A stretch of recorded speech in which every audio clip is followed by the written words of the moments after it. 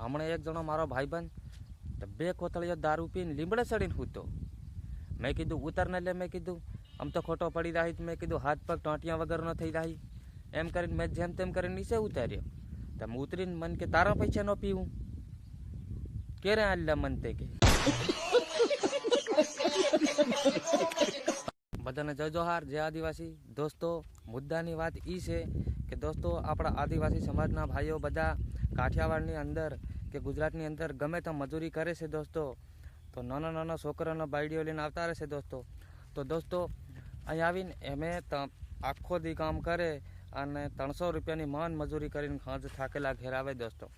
તો દોસ્તો એમાં પાછા એમને આપણા આદિવાસી સમાજને વ્યસન બધું વધી ગયું છે દોસ્તો. એટલે એ 200-150 તો દોસ્તો એ દારૂ પી જાય દોસ્તો. તો દોસ્તો ઝાઝા ભાગે જે કોઈ આ વિડીયો જોતા હશે દોસ્તો અમારા આદિવાસી સમાજના ભાઈઓ, તો દોસ્તો તમારે પણ આવી વ્યસનની આદત પડેલી હોય તો થોડું ઓછું કરો દોસ્તો. તમે આ ઓછું કરશો તો જ તમે આગળ આવશો દોસ્તો, નહીં તો તમે આવા ને આવા જ રહો. કારણ કે હું ખુદ એક આદિવાસી દોસ્તો, કારણ કે આપણા વડીલો પી પીને જતા રહ્યા છે, દેવલોક થઈ જશે દોસ્તો.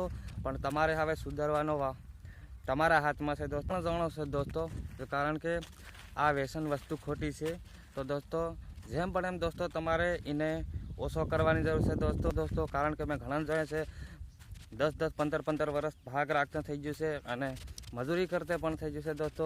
પણ હજી પણ એવા ને એવા જ છે આપણા લોકો દોસ્તો. તો દોસ્તો મારી વાત સારી લાગે તો દોસ્તો બીજું તો તમને શું કહું, તમે બધા જાણો જ છો કે કોઈ બી વ્યસન દોસ્તો, માવો છે, મસાલો છે, વિમલ છે, કોઈ બી પણ એમાં થોડોક માપ રાખો અને આગળ વધવાની કોશિશ કરો. કેમ કે હવે આદિવાસી ભાઈઓ જાગ્યા છે તો જાગો અને બીજાને પણ જગાડો દોસ્તો. કારણ કે બીજું તો તમને શું કહું ને, હું તો આવી ગયો છે આ દાડમની વાડીમાં. કારણ કે આ દાડમના છોડવા છે એને કટિંગ ચાલે છે.